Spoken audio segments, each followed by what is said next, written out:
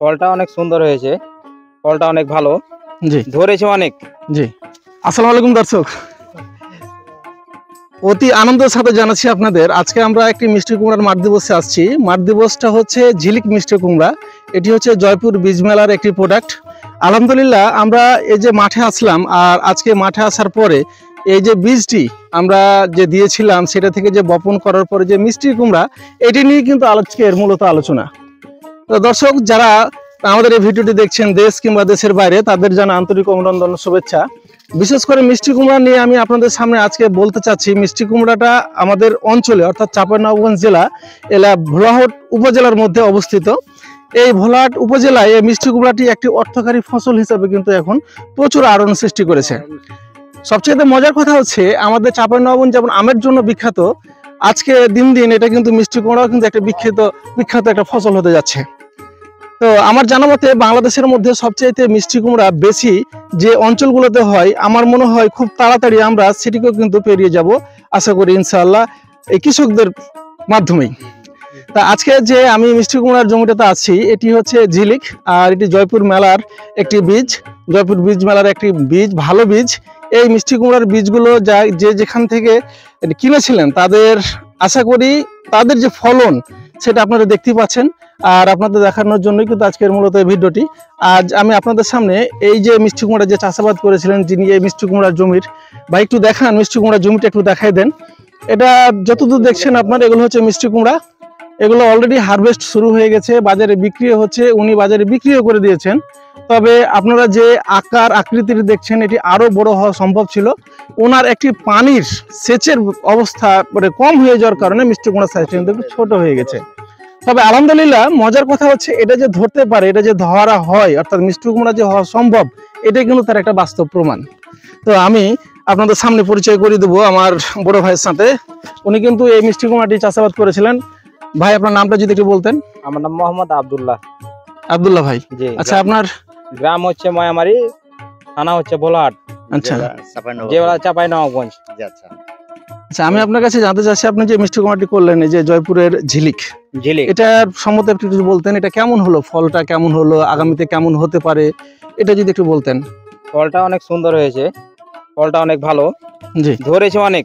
জি, ধরার কারণে একটু ছোট হয়েছে, কিন্তু তারপরও যা একটা ছেঁচের কারণে একটু ছোট হয়েছে, একটা ছেঁচের কারণে কম হয়েছে একটু, আর ধরার কারণে আপনার ছোট হয়ে গেছে, বেশি ধরার কারণে ছোট হয়ে গেছে। যাক, যদি কম একটু হালকা কম ধরলে আপনার অনেক বড় বড় হতো। তো দর্শক আসলে ধরার কারণে সাইজটা ছোট হয়ে গেছে। এটা হয়তো বা ভবিষ্যতে যারা মিষ্টি কুমড়া চাষ করবেন তারা এটা একটু মাথাতে রাখবেন। আসলে মিষ্টি কুমড়া একটু পানি বেশি লাগে, কারণ এটা একটা ফল একটা গাছে 5 থেকে 6 কেজি পর্যন্ত হয়। আর এটা অবশ্যই জমির উপর নির্ভর করবে, কারণ যে জমির ক্ষমতা যেমন তাকে সেচ ব্যবস্থা তেমন দেওয়া প্রয়োজন। তো দর্শক আমি আপনাদের দেখাই যে সাইজগুলো, এটা কিন্তু বাস্তবে জমিতে কিন্তু এখন লাগানো অবস্থায় আছে। এটা এগুলো আছে, আর এগুলো যেহেতু হারভেস্ট চলছে সেহেতু এগুলো মনে করেন বাজারে যাচ্ছে। আপনারা দেখতে পাচ্ছেন এখানে অলরেডি এখানে হারভেস্ট চলছে, কৃষক তার মিষ্টি কুমড়া, কাঙ্ক্ষিত যে মিষ্টি কুমড়াটা সেটি কিন্তু তারা উঠাচ্ছেন। আচ্ছা আমি যদি আপনাদের কাছে একটু জানতে চাই, এই মিষ্টি কুমড়ার বাজার দরটা কেমন?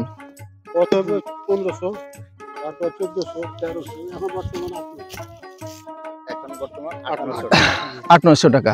দর্শক একটি মিষ্টি কুমড়া প্রথম অবস্থাতে যদি উঠে যারা বিক্রি করেন সেগুলো হচ্ছে 15 থেকে 1600 টাকা মন, আর আস্তে আস্তে এগুলোর একটু দাম কমে, এখন বর্তমানে 800 থেকে 900 টাকা মন। 800 থেকে 900 টাকা যদি মনে হয়, তবুও আপনার মিষ্টি কুমড়া কিন্তু অনেক ফলন, অনেক লাভবান একটা ফসল। কারণ যদি 900 টাকা হয় তাহলে সেটা 25 টাকার ঘরে প্রায় 25 টাকায় পড়ে যায়। আর যেহেতু মিষ্টি কুমড়া হিউজ পরিমাণে ধরে এবং অল্প সময়ের মধ্যে, আপনারা জানেন কিনা মিষ্টি কুমড়া টোটাল সার্কেলটা হচ্ছে মাত্র 3 মাস, এবং এই ফসলটি আপনি সাথী ফসল হিসাবেও কিন্তু বিভিন্ন জায়গাতে চাষাবাদ করতে পারেন। আর একটা বিষয় হচ্ছে এইটা এমন একটা ফসল, এটা সব জায়গাতেই বাংলাদেশের সব ওয়েদারেই কিন্তু এটা হয়। আর এটা মূলত যারা চাষাবাদ করেন তারা জানেন এটার পরিশ্রম শুধুমাত্র 2 থেকে 3টা ট্রাম শুধু মনে হয় আপনার এখানে কৃষক লাগে, তারপরে হয়তো বা তেমন কিছু একটা খরচ হয় না। জি জি জি, দড়ি করতে বলতে প্রথম অবস্থায় অর্থাৎ বীজের যে একটা দাম, হ্যাঁ, বীজের যে একটা দাম, অর্থাৎ বাজারে যদি হাইব্রিড বীজ কেনা যায় যে একটা দাম পড়ে, সেটা একটা ভালো পরিমাণে প্রথম খরচ।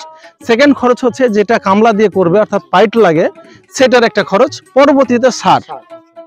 এই হচ্ছে মিষ্টি কুমড়া। আর আবহাওয়া যদি ভালো হয় তাহলে হয়তো পানি লাগতেও পারে, নাও লাগতে পারে, এটা মাটির উপর নির্ভর করবে। তো আমি আপনাদের সামনে এটুকু বলতে চাচ্ছি, যারা মিষ্টি কুমড়া চাষাবাদ করতে আগ্রহী হবেন, আগামীতে করবেন, তারা অবশ্যই জেনে শুনে একটু মিষ্টি কুমড়াটা চাষাবাদ করবেন। আর মিষ্টি কুমড়া সব মাটিতেই প্রায় হয়, তবে মাটির কোয়ালিটি অনুযায়ী একটু ফলের সাইজ ছোট বড় কম বেশি একটু হতে পারে, এটাও কোনো একটা ব্যাপার না। আচ্ছা, আরেকটু আপনাদের কাছ থেকে শুনি, আপনারা বিঘা প্রতি বীজ কতটুকু করে দেন?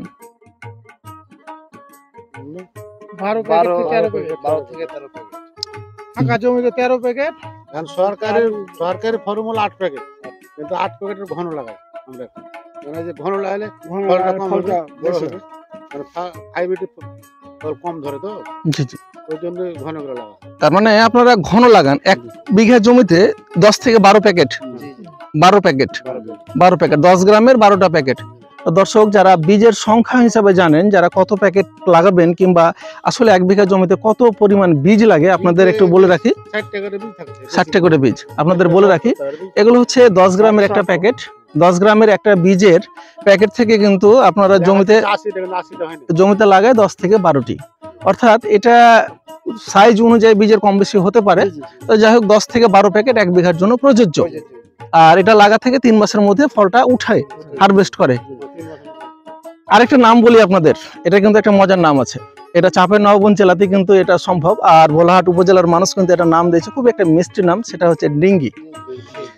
আপনারা অনেকে জানেন না, আমরা সাধারণত যারা হাওড় বাওড়ের অঞ্চলের লোক যারা বসবাস করেন কিংবা আছেন, তারা জানবেন ডিঙ্গি বলতে কিন্তু আমরা সাধারণত নৌকাকে বুঝতাম, কিন্তু এই অঞ্চলের মানুষ এই মিষ্টি কুমড়াটার নাম দিয়েছে ডিঙ্গি। সত্যিই কিন্তু একটা মজার বিষয়,